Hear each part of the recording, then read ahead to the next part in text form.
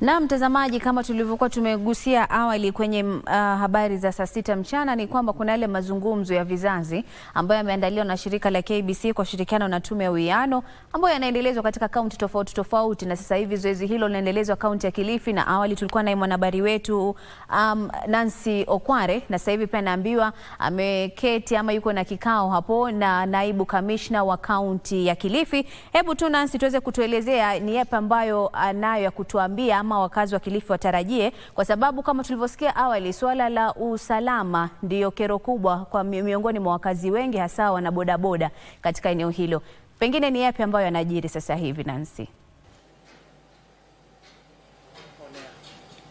Naam, shukran sana mwenzangu Kasichana Masha ukiwa kwenye studio, na basi tunakujia moja kwa moja kutoka katika kaunti ya Kilifi. Hii ndio kaunti ambayo itakuwa mwenyeji wa awamu ya 5 ya mazungumzo baina ya vizazi, na bila shaka ni mazungumzo ambayo yameandaliwa kwa ushirikiano baina ya NCIC, KOICA, UNDP na vilevile KBC, na tutakuwa tunakuletea moja kwa moja kuanzia mwendo wa saa 1:30 hadi saa 3. Tutakuwa tunakujia moja kwa moja kutoka katika jumba la kijamii la Kibaoni, lakini kwa sasa hivi niko nao tu wageni ambao nitakuwa nazungumza nao kuhusiana na haya mazungumzo ya leo, na basi nitaanza naye naibu kamishna wa kaunti hii ya Kilifi, Bwana Samuel Mutisia. Karibu sana.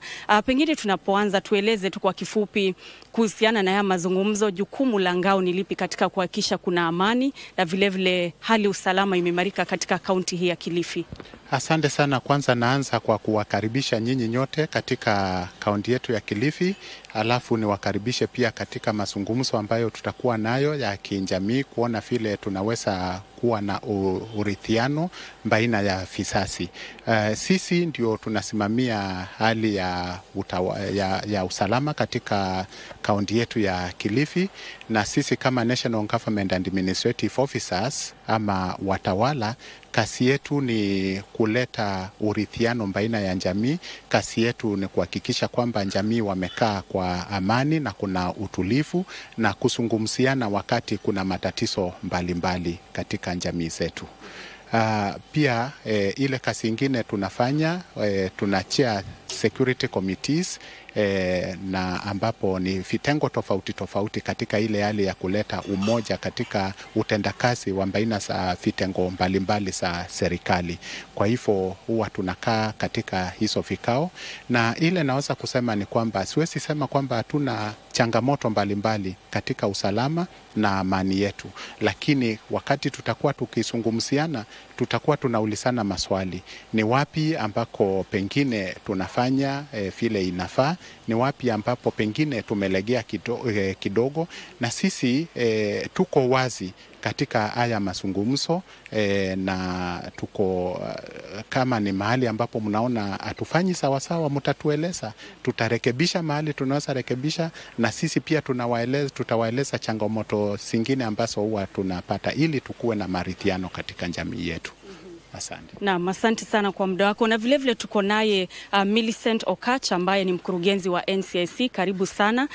Tueleze kama NCIC umuhimu wa haya mazungumzo ni yapi, manake tayari tumeshaenda katika kaunti 4, hii ni kaunti ya 5. Asante sana watu wa Kilifi, asantani kwa kutukaribisha. Tumefika na lengo letu kuu ni kuzungumza baina ya vizazi ya kale, leo na hata wale wenye watakuja. Na tunasema ya kwamba imefika kiwango ambayo mpaka tuelewane.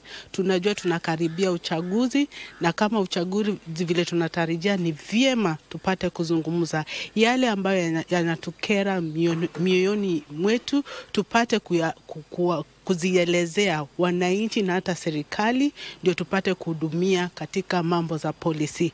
So yangu ni kuwahimiza leo katika Kibaoni Social Hall tufike, tupate kueleza na tupate kuelewana baina ya hizo vitu zote ambazo zinakera vijana katika hii Kilifi. So tuko tayari na tunaongojea, na tunasema mkuje nyinyi nyote, karibuni sana. Na asante sana. Bila shaka mtazamaji, maandalizi tu yanazidi kuendelea na kuanzia mwendo wa saa 1:30 hadi saa 3 tutakuwa moja kwa moja kutoka pale Kibaoni Social Hall, ambapo wananchi watapata ile fursa ya kuuliza maswali, kupata majibu hasa kuhusiana na zile changamoto wanahisi wanapitia na hatua zinazostahili kuchukuliwa kuhakikisha taifa linasalia kuwa na uwiano. Kwa sasa naurejesha usukani kwako Kasichana Masha kwenye studio.